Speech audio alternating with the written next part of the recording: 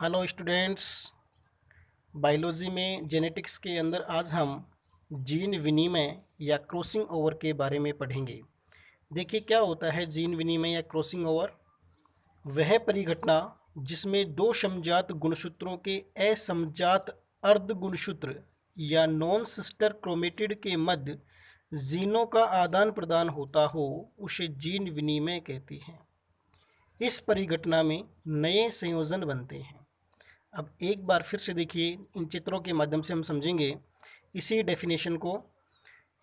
तो यहाँ पर दो समजात गुणसूत्रों के असमजात अर्ध गुणसूत्र, ये एक समजात गुणसूत्र है, ये दूसरा समजात गुणसूत्र है।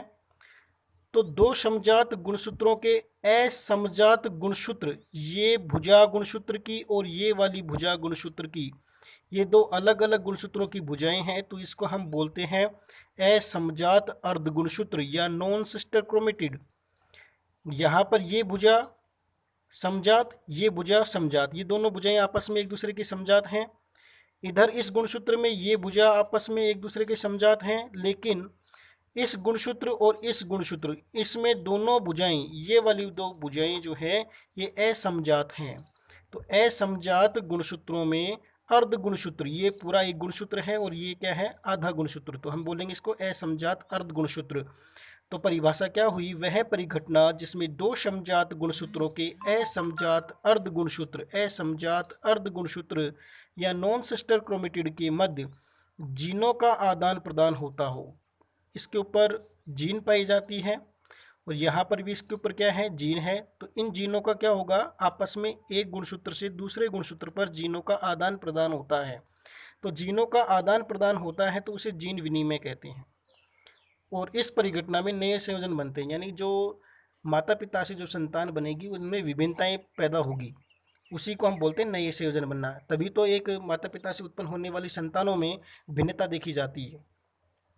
जीन विनिमय युग्मक निर्माण के समय अर्धसूत्री विभाजन फर्स्ट की प्रोफेज फर्स्ट की पैकेटिन उपावस्था में दिखाई देता है।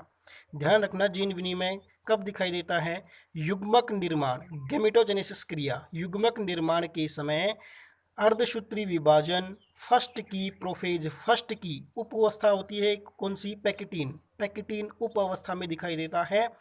गुणसूत्र में जिस स्थान पर जीन विनिमय होता है उसे काइज़मा कहते हैं।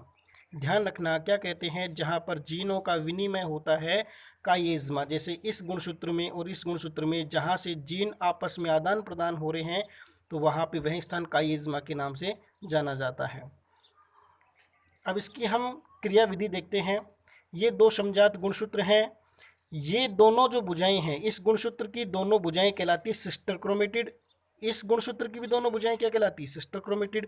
लेकिन दोनों गुणसूत्रों में ये वाली पास पास की जो भुजाएं हैं जिसमें जीनों का आदान प्रदान होता है वो कहलाती है नॉन सिस्टर क्रोमेटिड, असमजात अर्ध गुणसूत्र। तो ध्यान रखना, जीन विनिमय हमेशा असमजात अर्ध गुणसूत्रों के बीच होता है।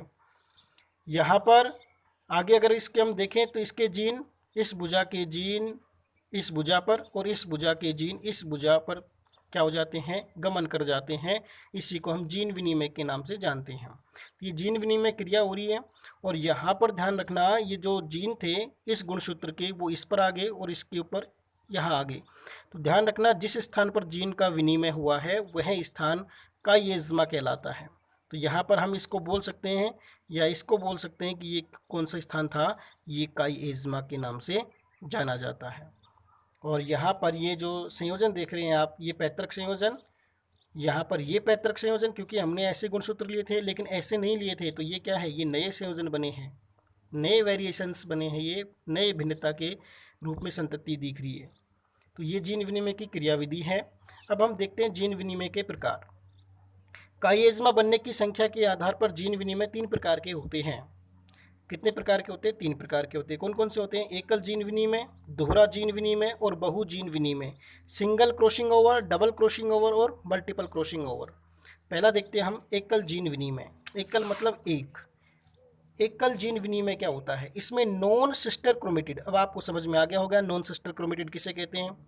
इसमें नॉन सिस्टर क्रोमेटिड के मध्य केवल एक स्थान पर ही क्या बनता है, काइज़मा बनता है, इसलिए इसे एकल जीन विनिमय कहते हैं।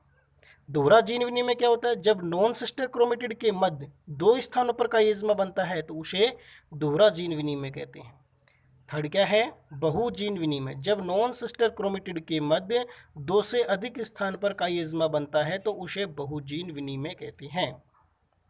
तो ये आपको समझ में आ गया होगा। अभी हमने देखा था। जीन विनिमय के लक्षण देखते हैं। यह क्रिया नंबर 1 देखिए, यह क्रिया अर्धसूत्री विभाजन या युग्मक जनन क्रिया के दौरान ही होती है। ये भी ध्यान रखना, हमेशा अर्धसूत्री विभाजन या युग्मक जनन जब क्रिया होती है उस दौरान ये जीन विनिमय क्रिया होती है।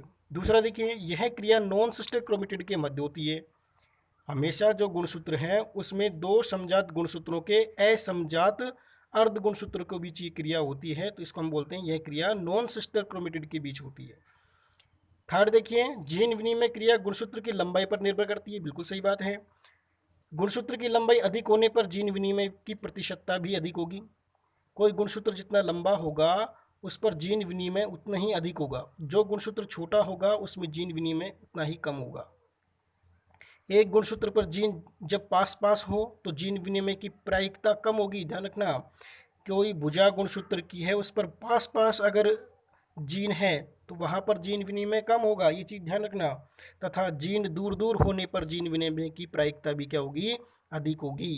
क्योंकि एक भुजा ये है और दूसरी भुजा अगर ये माने हम, तो यहाँ पर इसकी जीन और इसकी जीन आपस में क्या कर लेंगी? क्रॉसिंग कर लेती है। लेकिन पास पास जीन वाली में प्रायिकता कम हो जाती है और दूर दूर जो जीन होती है गुणसूत्रों पर उससे जीन विनिमय की प्रायिकता अधिक होगी। एक बात ये भी ध्यान में रखना है कि गुणसूत्र की लंबाई अधिक होने पर जीन विनिमय की प्रतिशतता जो होगी वो अधिक होगी और गुणसूत्र की लंबाई कम होने पर उसमें जीन विनिमय की प्रतिशतता भी क्या होगी? कम होती है। धन्यवाद।